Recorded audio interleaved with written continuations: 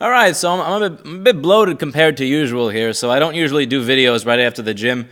After I do this usually full body workout 4 times a week, and then for the other 3 days of the week, I focus a little bit more on like small, like rotator cuff crap and just other things that are not really like obliques and stuff that you don't usually do during a full body workout. But what I like to do after I'm done with all of that is eat like an absolute pig. So I mean, after I'm done with about 1 or 2 hours at the gym, I feel like my entire body, not even my stomach, is hungry. Like every part of me is hungry, and I intake as much food as I possibly can.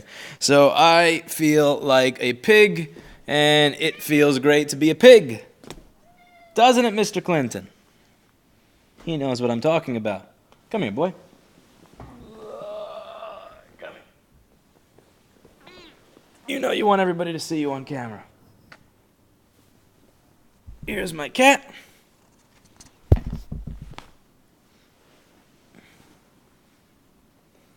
Good boy, Clinton. So today I'd like to talk a little bit about that recent video that I did on the MacBook that magically fixed itself. And I want to talk a little bit about some of the comments, because I find myself replying to the same comment over and over.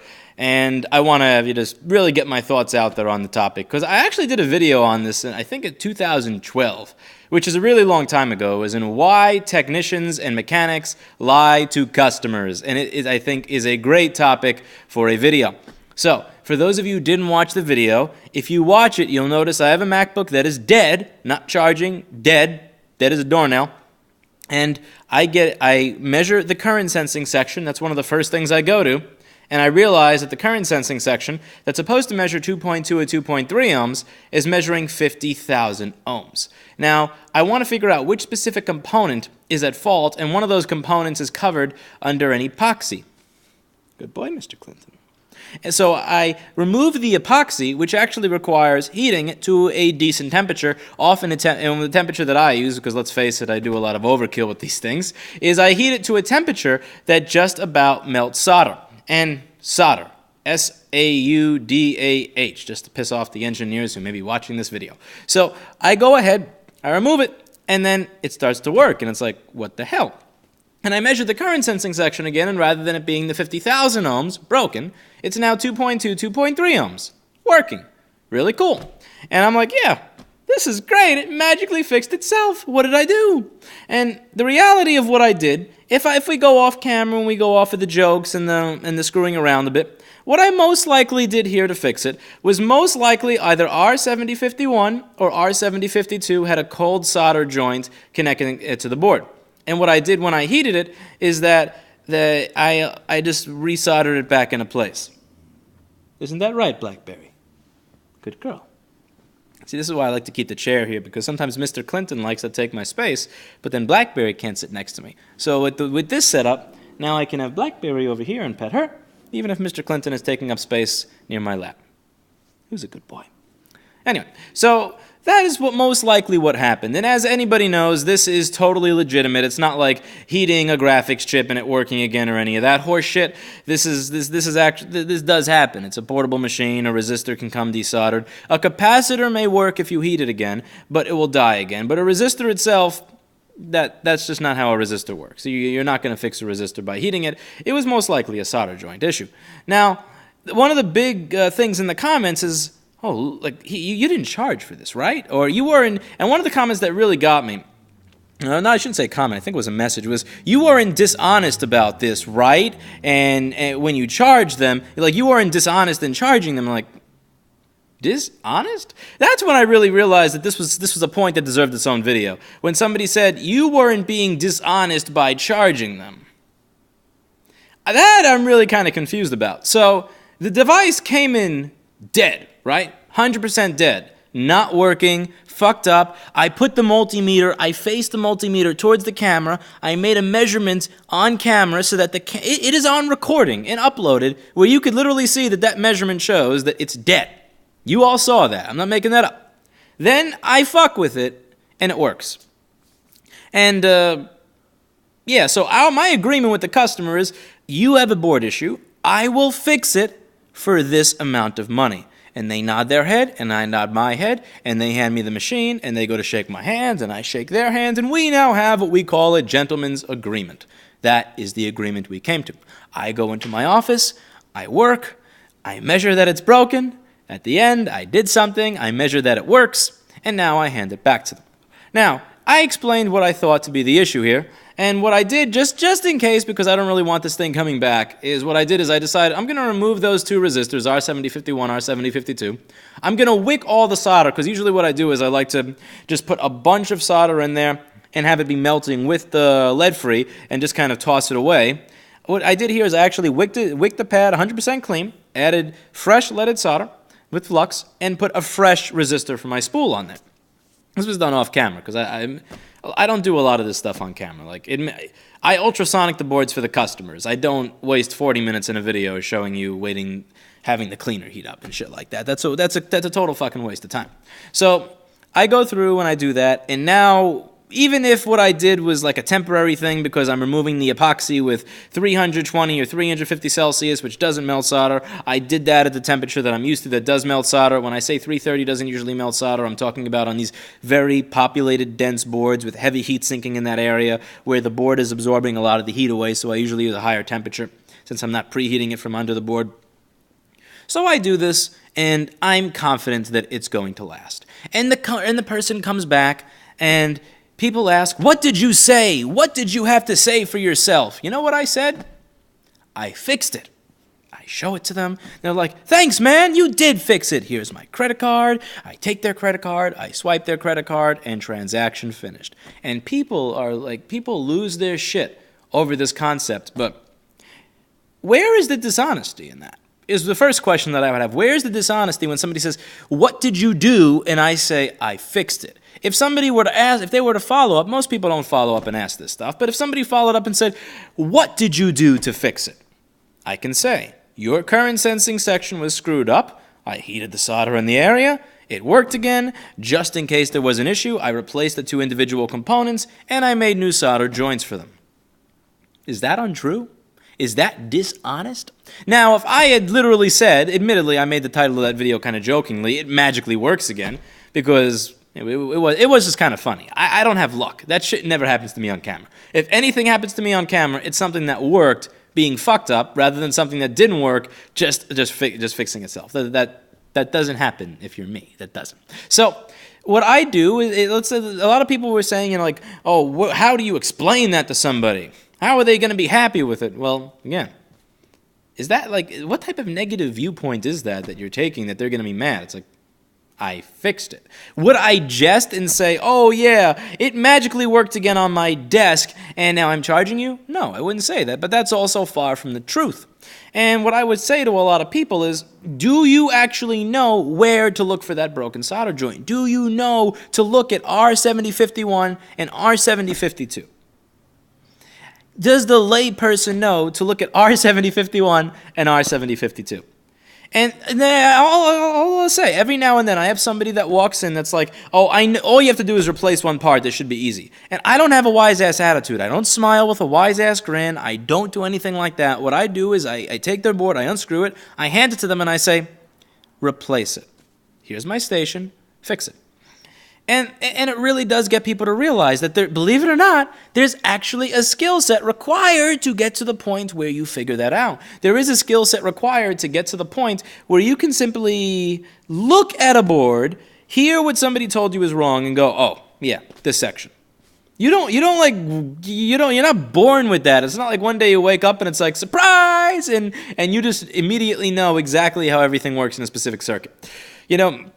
And I don't say this in a jealous fashion. I'm not saying this to be jealous or to say, I wish that I had lived my life differently, but it just is what it is. It's a result of the choices people make. When other people were 18, they were out getting wasted and being idiots and running around the city. I was at Avatar Studios at 2 or 3 in the morning, trying to figure out why there's crosstalk in a Neve 3102 before Joe Ciccarelli comes in the next morning for $7 an hour.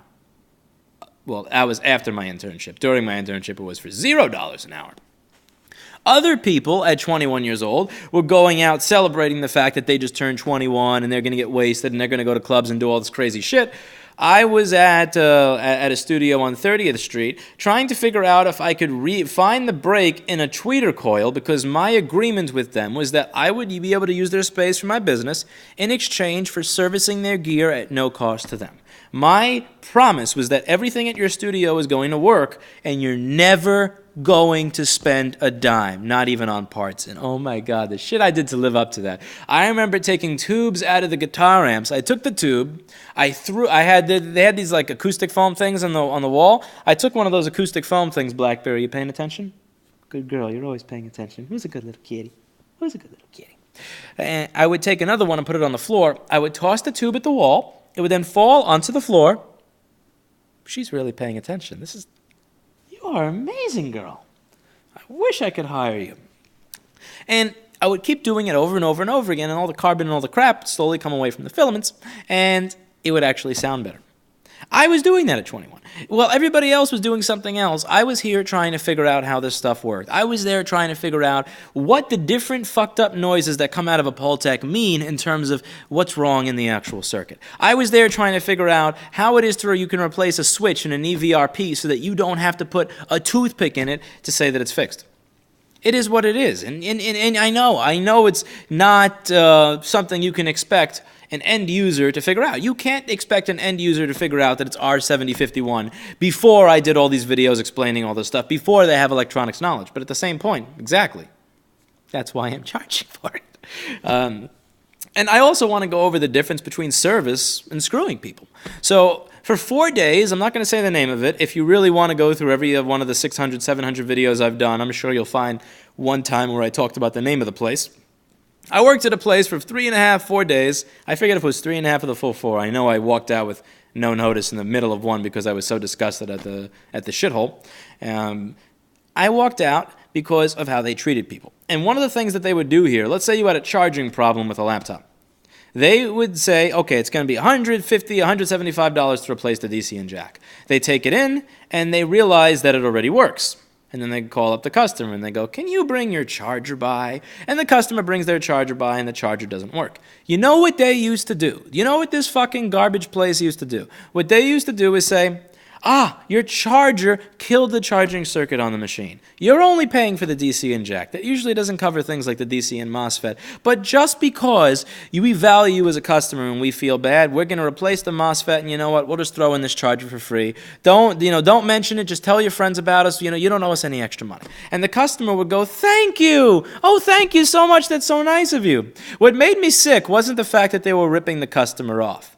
What made me sick was the fact that the way they were able to explain it to the customer was such that the customer was actually happy about the fact that they were being ripped off. Because here's the big difference between screwing people over and performing service. Here, a lie was told. A big, blatant, fat, unexcusable lie. It wasn't a lie like, it wasn't like a lie that you tell somebody just to get them off the phone so you can go back to work. This was a lie that was designed to extract money from somebody for something that they were 100% capable of doing themselves, that was based on a complete fabricated bullshit as to what it is you did. You didn't do any of that shit. Their charger was bad. A 4-year-old could swap out a charger themselves and figure out that the fucking $5 or $10 charger to their Acer piece of shit was dead, and that's what the problem was. That is fucking wrong. That is screwing people, where you are telling a lie to extract money. Here, I'm saying, I will fix your board for this amount of money. Do you accept? And they go, yes, if that's the issue. The board measures on camera, with that being the issue. I fixed the board, granted, that was one of the easiest fucking repairs I've done in the history of this channel. Granted, it's usually not that easy. And it was also a little comical, but at the end of the day, all comedy, all bullshit, all joking aside, that was fixed. And then I told him, I fixed it. And if that person would ask what you did, you know what I would say? I replaced the non-functioning parts in your current sensing circuit just in case they were bad, even though the issue most likely was a bad solder joint in your current sensing circuit. 99% of the general public is going to have no fucking clue what that means and go, thanks a lot, man. 1% of the general public may say, oh, I know what that is, but if you only had to replace a resistor, should it really be that much? At which point I would do what I usually do and say, here, I'm going to undo what I did, go into the microscope and figure it out. And I don't say that as a wise ass. I don't say that with that shit-eating grin. I say that with a genuine goal of getting somebody to appreciate the profession, to appreciate the fact that yes, it does actually take a sacrifice of time and a willingness to dedicate yourself to learning something to be able to say, of course it's R7051 within a few minutes or a few seconds.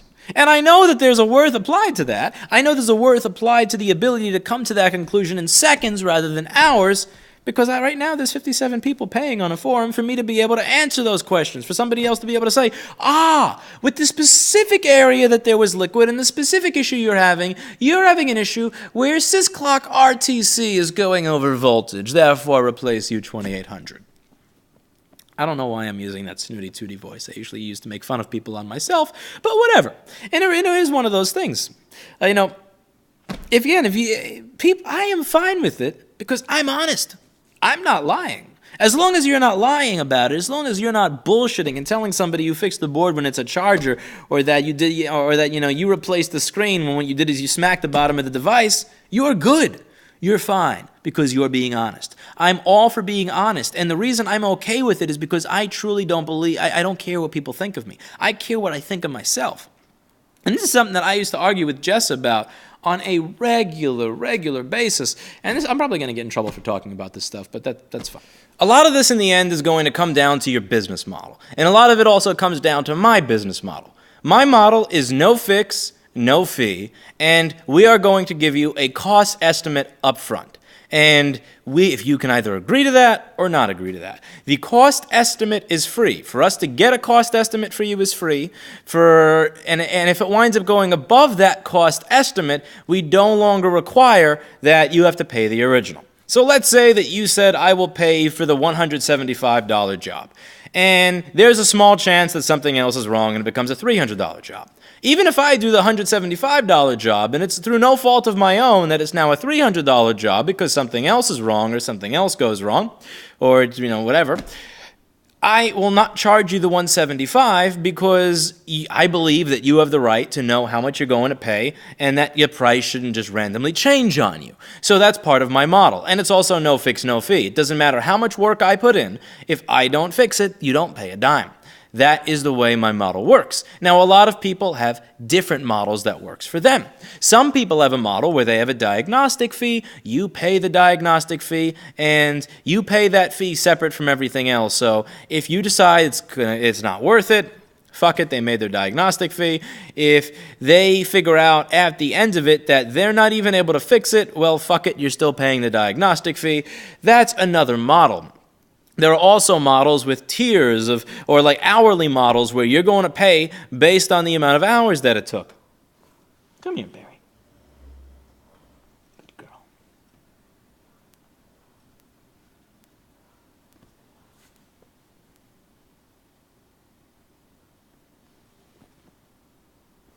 Good kitty. So there are models where you will pay a certain amount of money based on how many hours it took. Now, this can be a little tricky because how does the customer know how much time you're spending on their stuff? $170 or $50 an hour, that doesn't mean shit to the customer because they have no idea how long the project is going to take, and very often it's not even them that's deciding how long something is going to take. So there are a lot of different models, and people will say, how do you think your customer would feel about that? Well, in my model, the worst thing that can happen is that they feel, that was a little too easy for the amount that they charged. And you have to think about this. In every single model, there is a way for the customer to feel like shit through no fault of the model, even though everything is up front.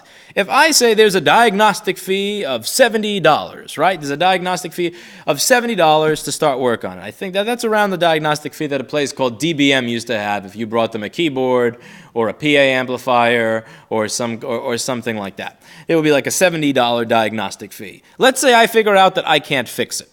That sucks for the customer, but I have to get paid for my time. That's the way my model works. I charge them $70. How do you think the customer is going to feel spending $70 on something that doesn't work, that they can't get fixed, even if they wanted to pay?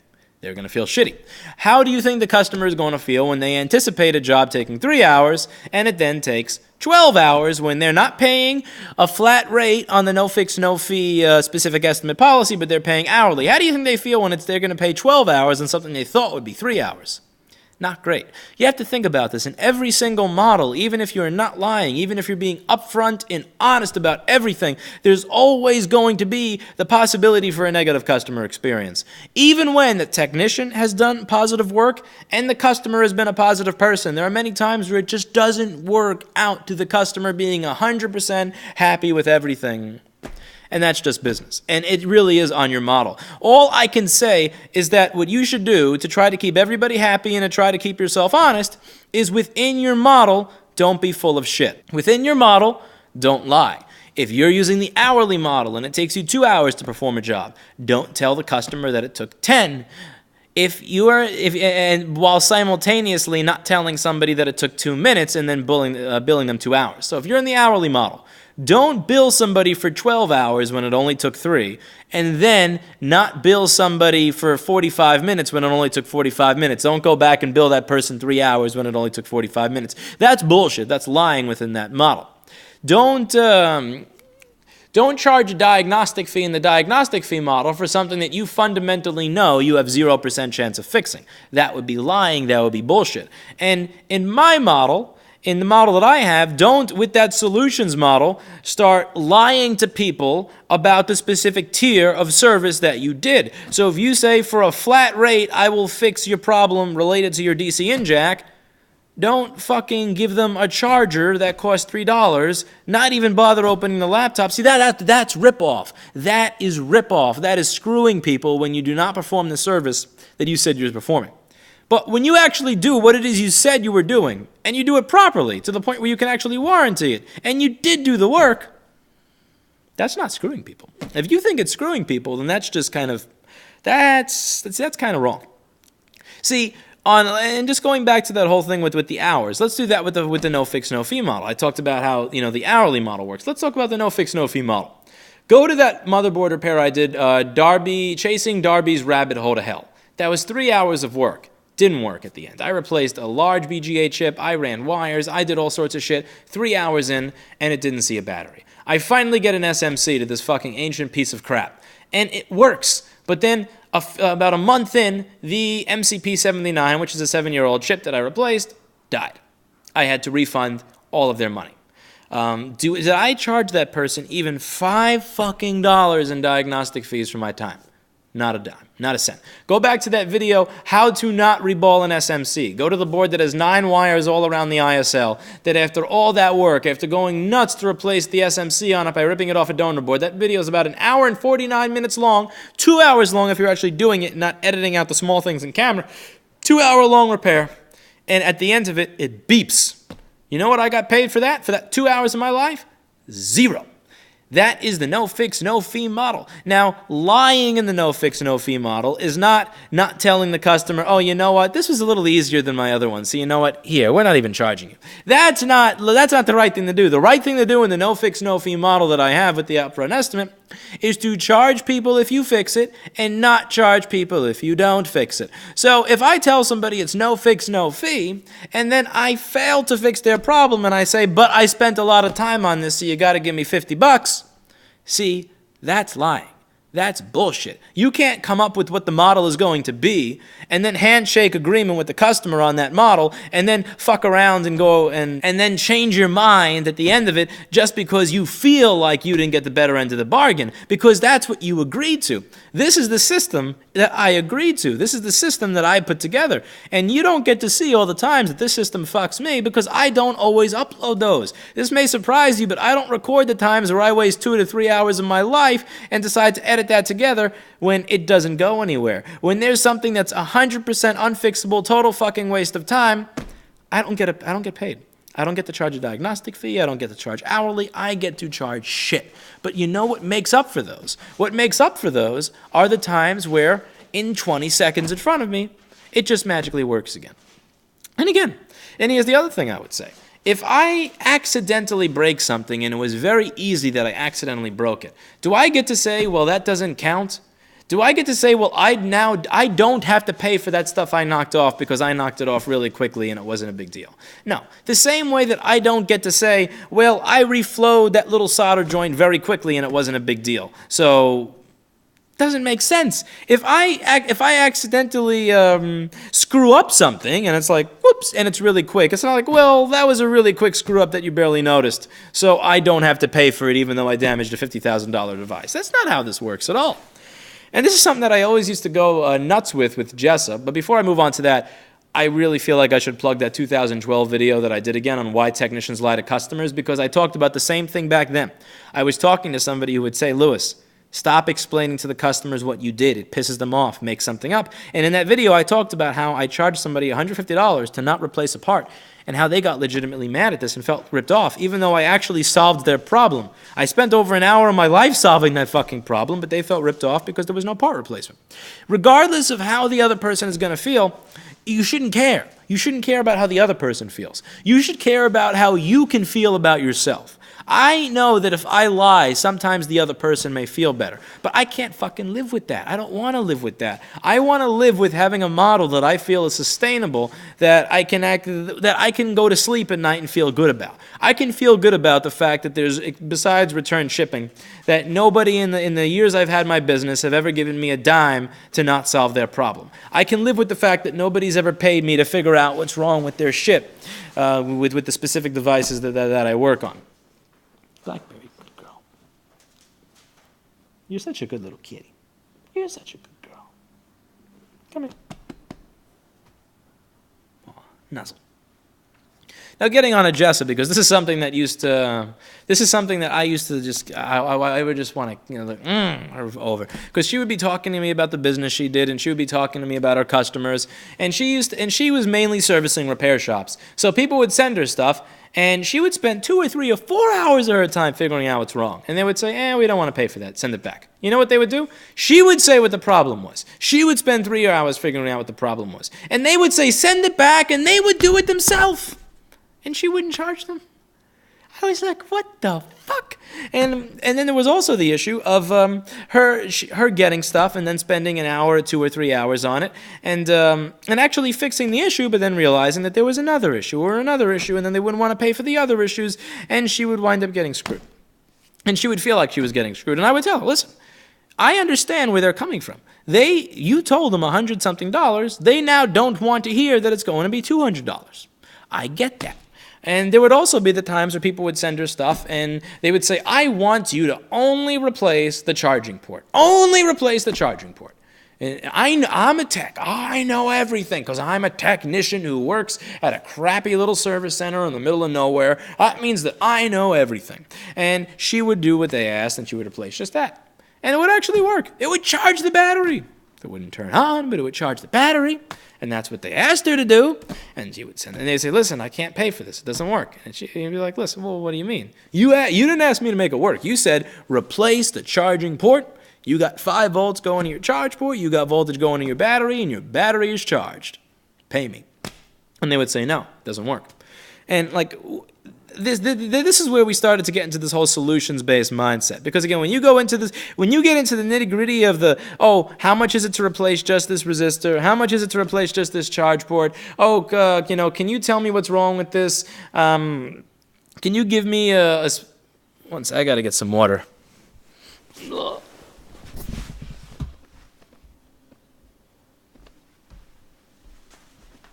I like tap water myself. I'm not one of those people that has to buy it all the time. I buy a bottle of water and I refill it.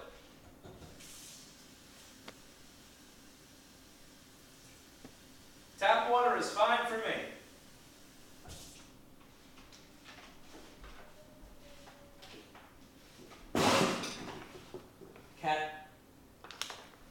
These cats are terrorists, man. Sometimes they.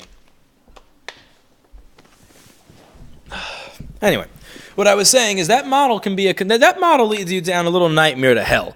That's not a great sustainable model.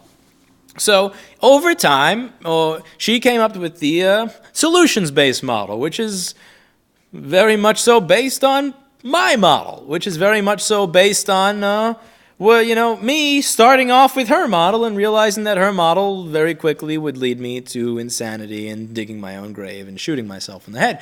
And it's a good model. The whole idea is I will figure out what your specific problem is. I will charge you a set rate to solve that problem. And if you don't like it, goodbye. If you like it, I'll take it. But it has to make sense for the risks involved. So one example, there was this one error that, I don't know what it was. It was like error 2, error 9. It was like a yellow screen, a brown screen, a black, whatever, one of those stupid colored screen things on an iPhone 5 or 5S. And there were a couple of different things that could cause it. One of the things that could cause it is a knocked off component. Another thing that can cause it is the long screw damage. That's where you have to run 20 fucking jumper wires in a space that's the size of a screw, which is shit that I won't do for any amount of money. And the other thing that can cause it is it needs a DFU restore. Most small service centers, and this is where I say probably going to get in trouble with Jessa, but I'll risk it. This is one of those areas where a lot of service centers that claim that I know everything because I am an independent technician and I am the best at what I do. All these bullshitters, carpetbagging douchebags out there that think they know everything, don't even know the fucking difference in an iPhone between the regular recovery mode and the DFU restore.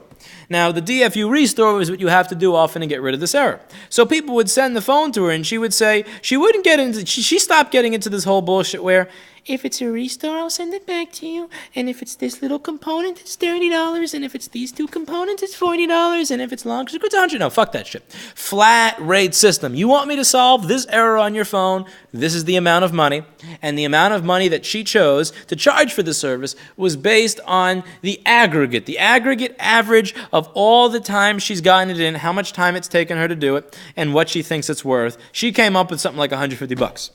Sometimes you sent her that phone, and for $150, she couldn't even fix it. Sometimes you sent her that phone, and she ran the wires inside the screw hole and did that nightmarish hell shit that I won't do if you gave me $5,000.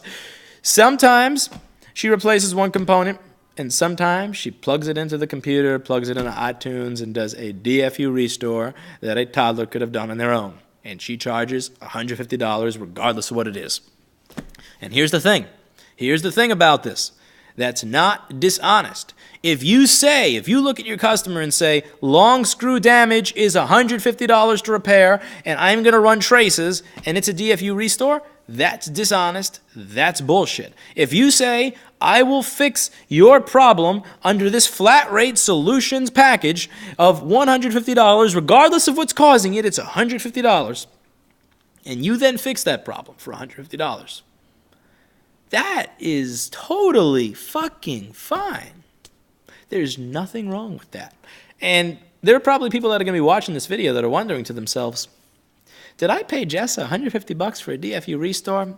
I'm mad at her, and I don't want you to be mad at Jess. I want you to be mad at me, because I'm the one that came up with that goddamn model, and there was a good reason for it. It was because it physically hurt me. It literally physically hurt me to listen to these comments, to watch the fucking forum complaints, to listen to these cocksuckers bitching that they were paying, these people that were paying $30, $40 to have these micro soldering fuck-ups fixed, $90 for fucking long screw related shit fixed. Bitch! When she would solder a charge port onto a device that somebody said, you solder a charge port on this device to, they would bitch and say, I'm not paying your bill because you didn't fix it.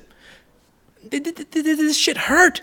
And this whole idea that you can send in all the miserable shit, and all that miserable stuff, I want you to fix that miserable shit, no fix, no fee. But when it comes to the easy stuff, no, send that back. No, fuck that shit. If you have that problem, here's the price. If you don't like that price, don't fucking send it to me. But no more of that bullshit where it's like, oh, if it's only a resistor, then send it back. If it's only a resistor, it's $10. If it's only one capacitor, it's $12. If it's only two capacitors, $24.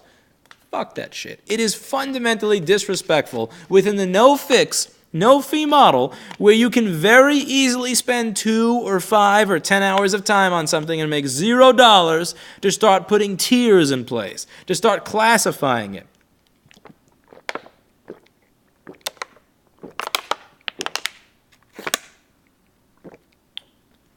I wasn't even drinking like a person. I was just sucking on the bottle.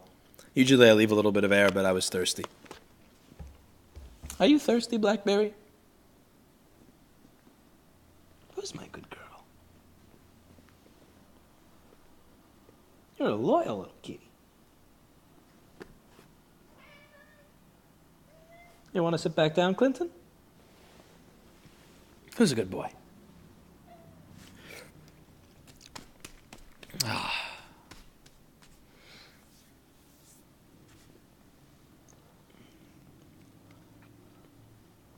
Good Barry. Oh, she was afraid because I moved the belt.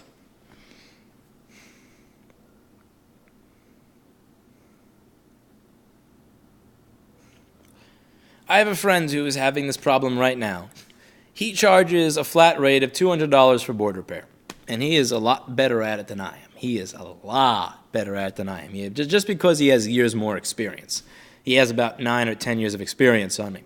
And there's somebody he knows, and this person that he knows wants this type of system. He used to buy 100 or 200 or 400 machines and send them to this guy to fix. He would fix them at that rate, regardless of what was wrong with them. He would fix shit that nobody else in this world is going to figure out, and everything went great. Then the guy decided, you know what? I'm going to start fixing the easy ones myself. I'm going to ultrasonically clean it. I'm going to go through all this stuff, and I'm only going to leave the ones that are a little bit tougher for the friend. And that was a model that, it sucked a little bit more, but he dealt with it. I know, that's such a bad model, isn't it, BlackBerry?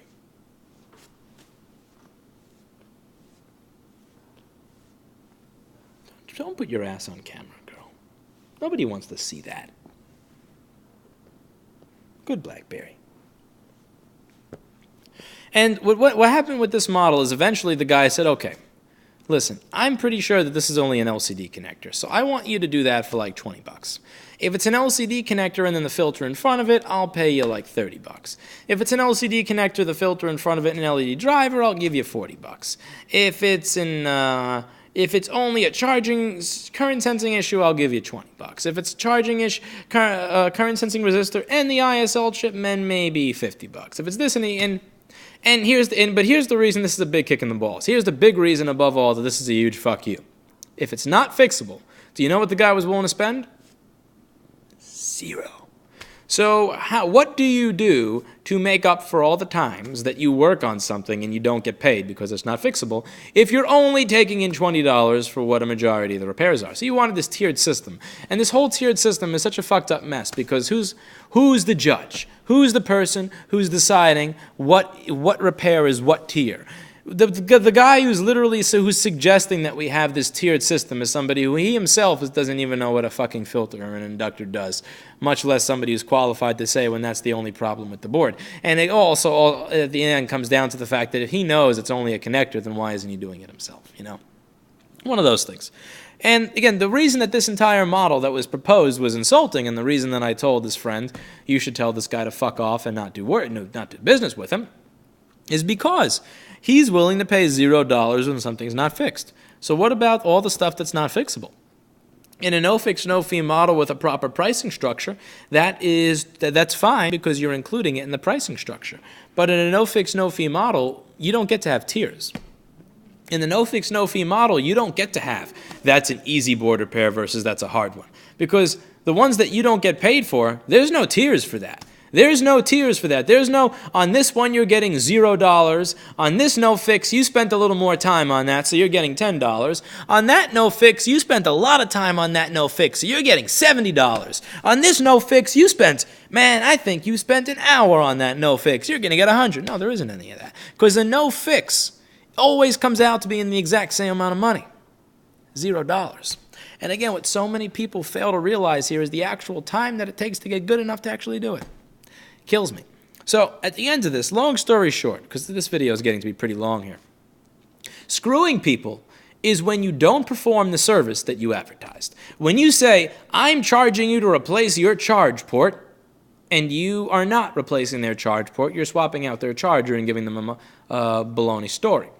When you say, I am going to fix your motherboard, and you don't fix the motherboard, you take their money. You know it doesn't work, and you know that they're not going to have a chance to test it, and they paid you cash, so there's no chargebacks, and you give it back to them and it doesn't work. See, that's screwing people, not doing what you said. But when you do exactly what it is you said you were going to do, when you hold up your end of the bargain, and you even stand behind your end of the bargain by offering a warranty on what you did, when you did do something, yeah, I am absolutely, positively okay with standing behind that as an action. And this is something I would just throw in at the end of the video here, because I know some people are going to say, Louis, even business aside, even not talking about business, don't you have compassion? Don't you have a heart? aren't you trying to be a nice person? Don't you care about karma? And yeah, I mean, if the work that I were doing were related to feeding the hungry, or clothing the poor, or healing the sick, yeah, you know what? Things may change a little bit here, but let's not get it twisted. Let's not get it twisted with what it is we're doing, or what the work that I'm doing has always been. When I worked in the recording studio world, in the professional recording studio world, we're talking about fixing gear for studios that's being used by clients whose record labels are paying $3,000 a day. They got no problem with their rent.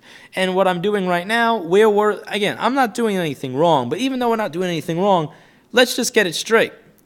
I'm working on luxury gear. This is an expensive machine that you don't need to have. This is not like food or clothes or medicine. This is a luxury device. It's a fucking $1,200 or $2,000 or $3,000 device. I am a business owner. I've been a business owner for a while, and I'm pretty successful at what I do. You know what I have over here? I have a fucking Lenovo T440p, piece of shit with 2 hours of battery life, a fucked up crappy working trackpad, a shitty TN screen that works like crap. It's worth about $300 right now, you know? It's a luxury laptop. It's a luxury device designed for people that have the money to afford that luxury device. So if anybody wants to get into that argument on the whole, people are going to go hungry or sick because of me. Like, no, nobody who buys a $3,000 computer is in that state where they need my charity is what I would say.